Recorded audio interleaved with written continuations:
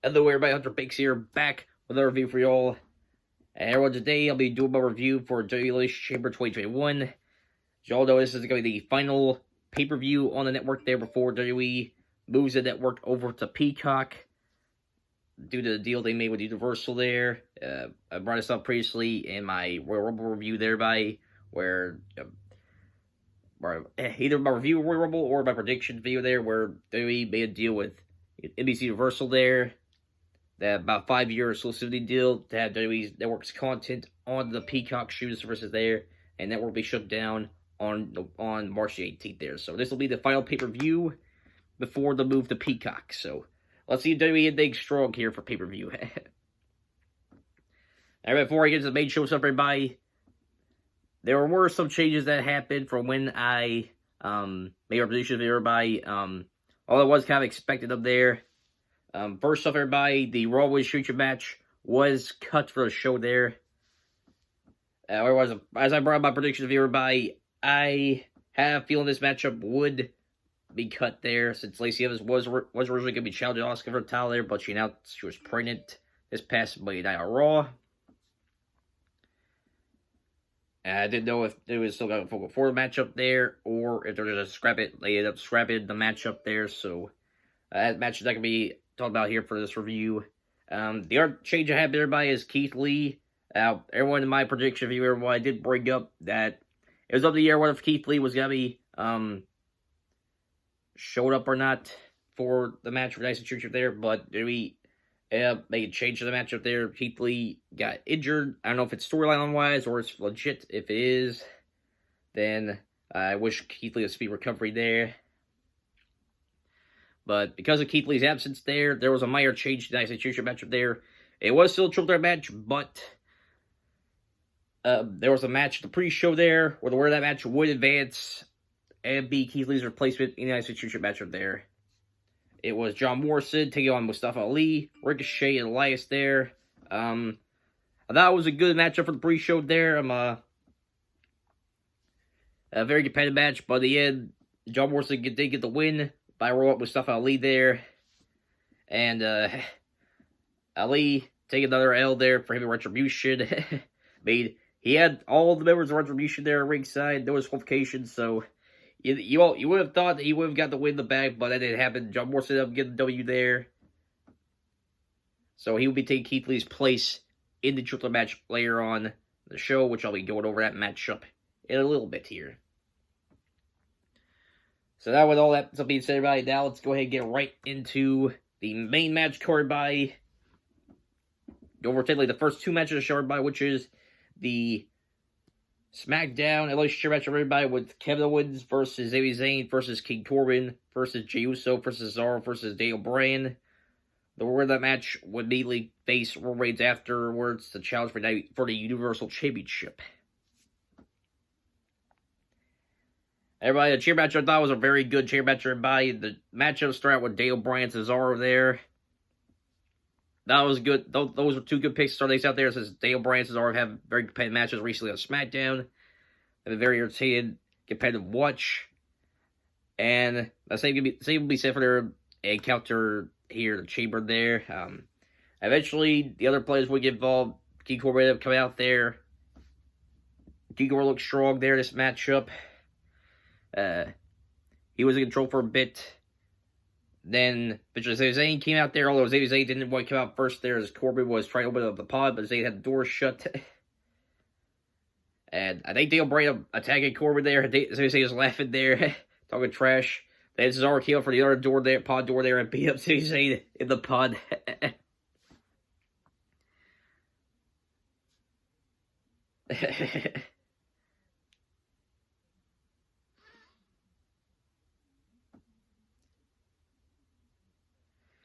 And that led to a little chase between the two there, where Cesaro ended up chasing Sami Zayn up the chamber wall there. And Zayn ended up falling downwards there, so yeah, I thought it was funny there, but eventually the first elimination would happen there, as Cesaro put Corbin in the giant swing. They locked in a sharpshooter, made Corbin tap out, and Corbin was the first one out there. Then eventually Kevin Owens came out there, As Sami Zayn was trying to get Kevin to join up with them there. So y'all should be aware about the history between Kevin Owens and Sami Zayn. They've been on and off friends there, / rivals for years now. Even before WWE, so yeah. But Kevin, yeah, tossing Edward Jennings, he's offering to toss him right into the pods there. Very back and forth with everybody there, and eventually everybody laid each other with different signature finishing moves there. And eventually Jey Uso come out there, and he was trying to take out the opportunity there, but he was unable to. And everybody had the big brawl, the outside, one of the sides of the chamber there. And then Killers got one of the pods that held a huge moonsault onto everybody there. He gave Daniel Bryan Cesaro stutters there. Then it was him inside the ring there. Now, I can't tell if Zayn hit Killers there with his haluva kick. Killers just no-sold it there. Or if Killers meant to dodge it there, but didn't in time. But nevertheless, Killers ended up walking off there. And Sami Zayn was stunned there, and Sami Zayn was taken out there. Anyways, you all remember my prediction by Kevin Owens was my pick to win this year matchup here, since the storyline between him and Rollins was still going on. However, that did not happen there, as Jey Uso ended up taking the opportunity to attack Kevin Owens there, and trapped his arm in one of the pod doors, and gave him several super kicks there. They eventually finished off Kevin Owens with a frog splash there, and Kevin Owens was eliminated for the matchup there. So it was definitely a surprising turn there. So Kevin Owens did not get taken out there. I believe he'll still be somewhat tied into this whole thing with Reigns there, but it'll just be mainly him and Jey feud for this point forward. Consider how things play out, which I'll get into here in a bit. But eventually came down to final 3, Jey Uso, Cesaro, and Daniel Bryan there. They were putting a great effort there. But eventually, the next person who got taken out was Cesaro after he was doing a one leg swing to Daniel Bryan there. Daniel Bryan storyline there wise, he was having an injured leg, and Cesaro was giving a one leg swing there on the bad leg. But while he was doing that, Jey Uso super kicked Cesaro there, and finished him off for the frog splash to take out Cesaro there. And it came down to Daniel Bryan and Jey Uso there. And Jey was going to try to finish with Daniel Bryan by hitting a huge frog splash from the top of the pod, but he ended up missing. And Daniel Bryan eventually got back up and finished off Jey Uso with the ring knee to get the win. The pin to win the matchup there. And Daniel Bryan with his third relationship matchup there, so he's good up there in terms of overall wins there. I believe Triple H holds the record for most chamber wins there with 4 wins in the match. So Daniel Bryan is very close to tying the record there with Triple H, so yeah. However, Daniel didn't have too much time to celebrate there, as immediately afterwards was the Universal Championship matchup between him and Reigns there. As you expect, Daniel Bryan's very worn out from being one of the first 2 to start things out in the match to wait to get there. Well, there wasn't necessarily much action going on in this matchup. It was a very short matchup, but I felt like he did his job there. However, there was one part where Daniel Bryan looked like he might win this title there, as Reigns tried to hit a spear, but Daniel Bryan caught him with the yes lock. But Reigns eventually powered out of it there, beat down Daniel Bryan some more, and then locked in the guillotine to get the win and retain the Universal Championship there. However, Roman did not have too much time to celebrate, as Edge would eventually come on in and spear Roman Reigns there. A point at the WrestleMania side there, Pyro came up, and Edge declared his decision there. It will be him versus Roman Reigns for the Universal Championship at WrestleMania, so that should be a very exciting matchup there. So everybody thought Elimination Chamber was off to a very strong start with the Elimination Chamber matchup being a very entertaining one there, very repetitive one. And while the Universal Championship matchup was very short, it was kind of expanded there, considering Daniel Bryan did go through the Chamber matchup there. So, like I said, about like that match did what it needed to do there. And hopefully we'll get to see Daniel Bryan challenge for Universal Championship again sometime in the future there. I know he was a heavy favorite to win the Royal Rumble there, so And people wanted to see him have that one last run before he transitions to being part-time wrestler there and stuff like that.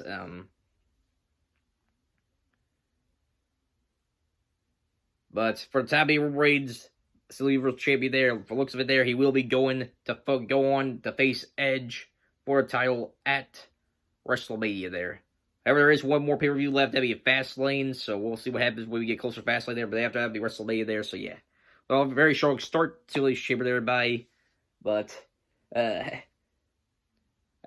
we'll see if the matches kept going there.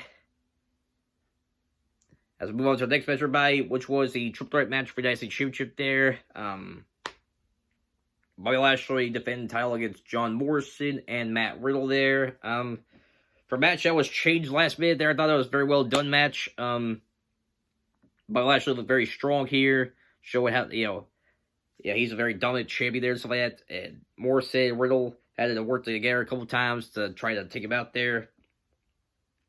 But the end of the day was celebrating for himself there.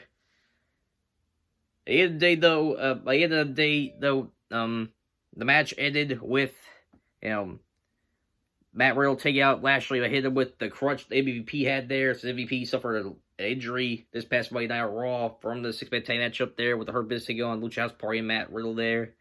That took out Lashley there, and that gave Riddle enough time to hit the Bro Derek onto John Morrison to get the win and become the new United States Champion there. And I have a feeling that, while I did pick Bobby Lashley to retain everybody, I had a small feeling that if there was a night for Matt Riddle to take the title from Lashley there without pinning him, this will probably be it. So, congrats to Matt Riddle there. Wish him best of luck in his reign there. As for Bobby Lashley, he'll be having other plans there, but I'll be getting more to that as we get closer to the main event there and stuff like that. Overall, that was a very good match from a match that was changed last minute there and stuff like that with the absence of Keith Lee. And it's cool to see Matt Riddle win his first major title in WWE there, so yeah.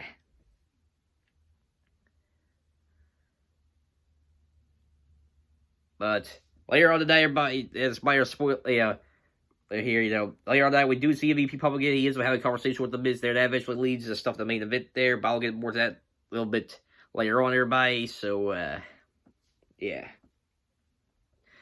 Next match, everybody, was the Women's Tag Championship, everybody, with Nia Jax and Shayna Baszler versus Sasha Banks and Bianca Belair for the titles there. Now, everyone, this was probably the weakest match of the show. Everyone, or at least the least exciting one here, since it was the last. It was kind of, now it's on SmackDown there and stuff like that. They don't have necessarily much time to build up there, but with Bianca Belair and Sasha Banks there, they will start pulling the trigger there for those two for the SmackDown Shoot match at WrestleMania there, but they necessarily didn't do that there. Well, the matches that happened tonight was probably the weakest one here. It was all right matchup overall, but it just didn't have too many exciting parts to it there. Plus, it didn't do what what's been there. Kind of set things up for Sasha and Bianca there and stuff like that for their eventual match at WrestleMania. So yeah. But matchup ends up being there with Reginald coming out there now. For the past couple weeks, Reginald's been kind of flirting with Sasha Banks there and stuff like that. And before Sasha and Bianca came out there, he said that he would get Sasha and Bianca some, I can't remember if it was wine or champagne there, but he had tried to sneak the ball in there, but the referee caught it there. That eventually led to referee having an argument with Reginald there, and Sasha was doing Reginald there, but that eventually led to Nia Jax turning things around and getting a drop to Sasha Banks for the win, and for her and Shayna to retain the titles there, so they're still with champions there. And Sasha Bianca fell short thanks to Reginald there, so like I said, overall, I thought it was an alright matchup there, but in terms of, expectation, there was probably the least exciting match of the show there. Wasn't really much exciting action that happened there compared to the other matches there. So we'll see what happens with the SmackDown side tag title picture. So sorry, what my words makes my head there, but see what happens with the SmackDown Women's Championship picture there, and the Women's Tag Team titles going a little close to WrestleMania there. It's fans, so yeah. And finally, everybody, we will get into our main event matchup here, which was the WWE Championship Elimination matchup there with Drew McIntyre defending the title against Jeff Hardy, AJ Styles, Kofi Kingston, Randy Orton, and Sheamus there. And while I thought this was an overall good matchup here, it wasn't as exciting as a SmackDown chair matchup there. There were some surprises there, some good, some bad that happened there. But like I said, yeah, I'll go ahead and start getting into that here by matchup started out with sorry, what I burped there. Matchup starting out with Randy Orton and Jeff Hardy there.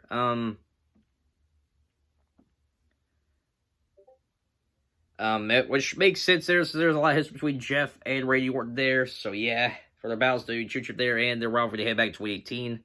So it does make sense. Those two starting out there, but then eventually Drew McIntyre came out there. He got in the mix, and then Kofi Kingston came out there. And this was the first surprise everybody that, which is debatable whether it's good or not there.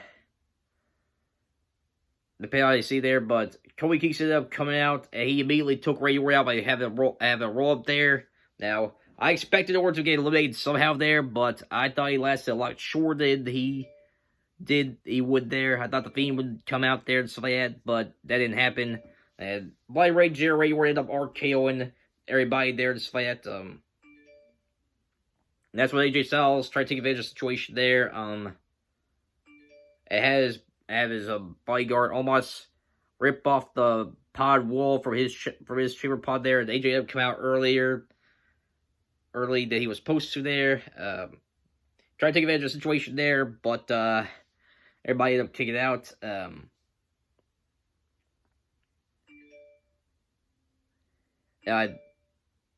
Well, I do kind of understand AJ for taking advantage there. I thought that was kind of dumb for him to come out early than expected there. That he was supposed to there. He probably could have had almost still do the rip off the wall thing there, but he probably should have waited till after his pod opened up there. How almost just start wrecking everybody there, stuff like that. They eventually lead to the Adam Pearce having almost a Jennifer ringside there, stuff like that. So yeah. Thought WWE could have had executed that idea a little bit better there. I see what they're trying to do there, but it could have been executed a little bit better there and stuff like that. So yeah. Eventually AJ came in there. Things got very action packed there and stuff like that. And then eventually McIntyre was the one staying tall there, but eventually Sheamus came out.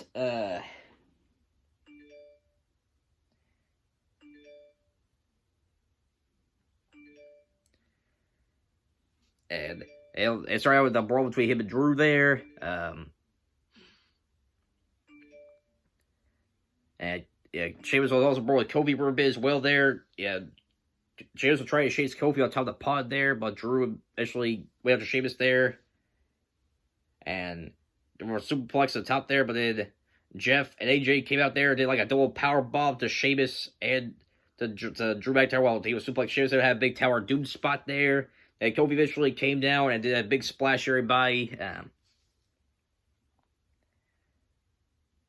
It looked like things were in control for Kofi there for a while, but then Sheamus ends up coming out and hit Kofi Kingston with a bro kick there, and Kofi eventually got taken out there. And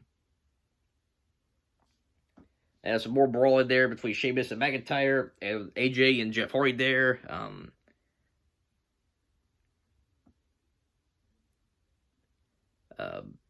And Jeff Hardy, you think it looks like he was going to take out AJ Styles there. Eventually he ends up hitting the Swanton bomb on AJ Styles, and then Drew McIntyre come in and hits a Claymore to Jeff Hardy, and Jeff Hardy's out. They keep that follow through to Sheamus, AJ Styles, and Drew McIntyre there. Yeah, very competitive between those three there.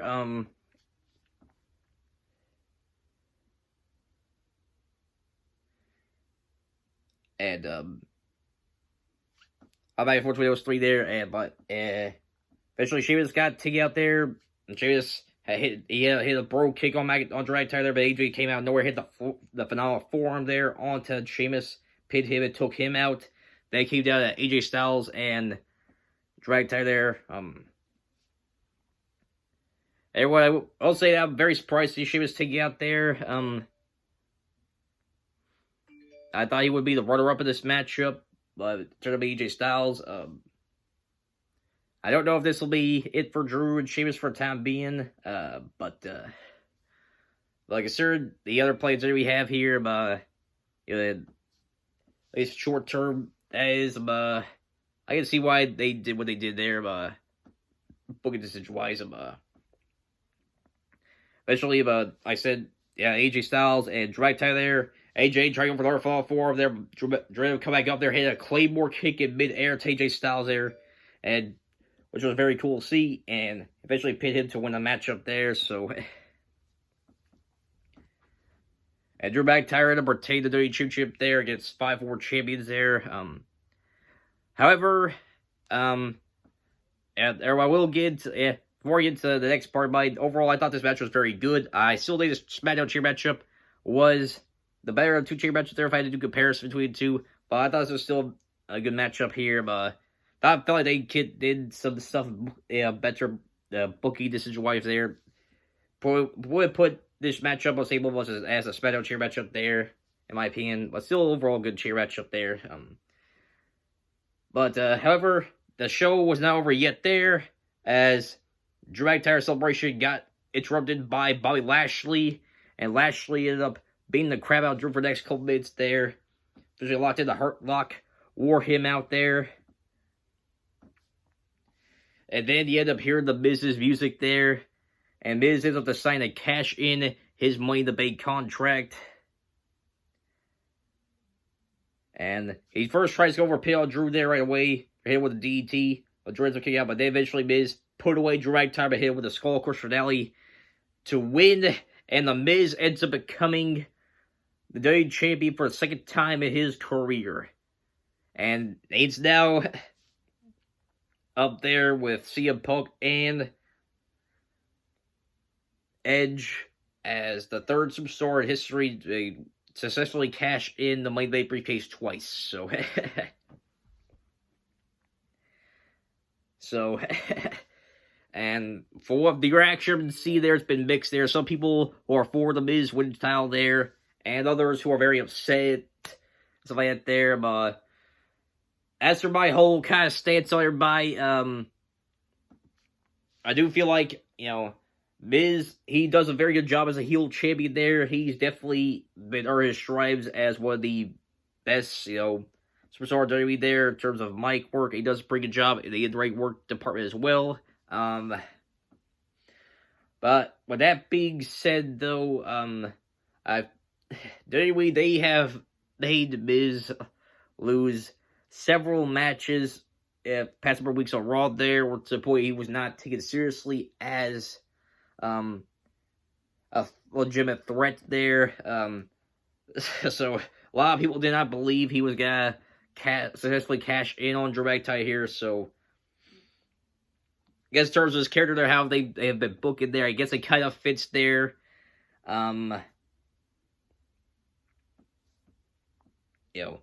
Makes sense to have Miz win the championship the way he did there and stuff like that. Since Drew went through a chair matchup there, he got beaten up by Lashley afterwards. But I felt like it would have been a little more popular if they made Miz more of a legitimate, serious threat there. By having wins over different superstars, stuff like that there, but they haven't done that. I cannot think of too many times Miz won a matchup overall there. This is Miz's first major win he's had in quite a while there. I mean, and when you kind of go over the previous counts of Drew there, he's been competing Drew in 6-man tag matches there, and handicap matches there.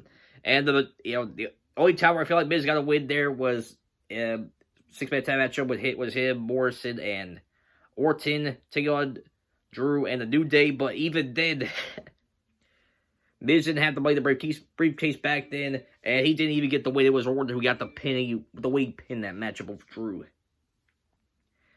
mean, the only other major win Miz has had there between now, from we do championship to beforehand, there was when he won the briefcase for Otis back at Hell in a Cell. But even then, they really didn't do much there.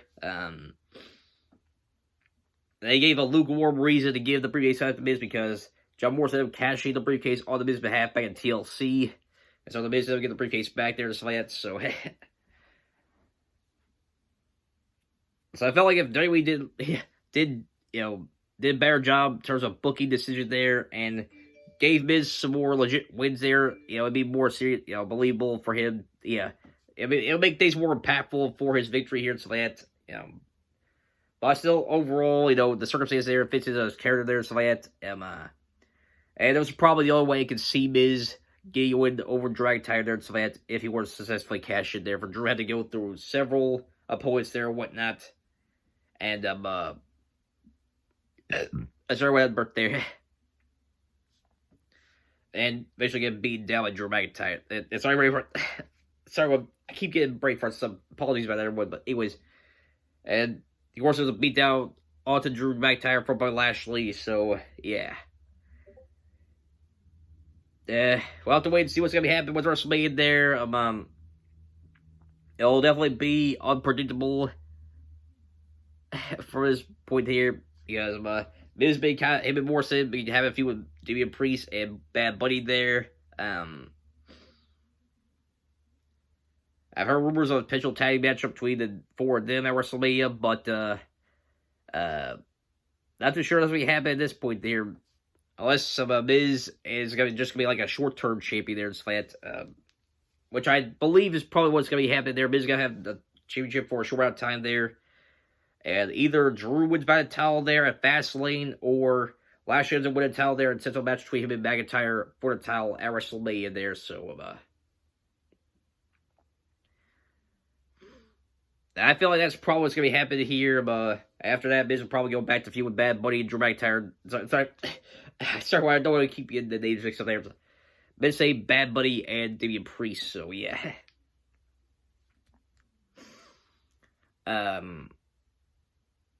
Yeah. Let's go my overall thoughts on different stuff there, everybody. As for the whole show itself, everyone, it had its ups and downs, but overall, I thought the Elimination Chamber was a good pay-per-view overall, though. All there, but it was a good final show for the network there before they moved to Peacock there. So yeah, if you haven't seen the Elimination Chamber there, do recommend you check out there. But still, overall good show. And I'll definitely be interested to see what's going to be happening going to WrestleMania, everybody. So yeah. That's for everybody, But anyways, everybody, that pretty much concludes this review, everybody. Next pay-per-view review for WWE pay-per-views and Slant will be Fastlane there. So make sure you all see for that. Pillars Wrestling's up here, everybody. If you like what's all here, make sure you hit the like button. Do the channel, hit the subscribe, hit the bell notification icon so you won't miss any uploads. I'll see you all next time. Our big out. Peace.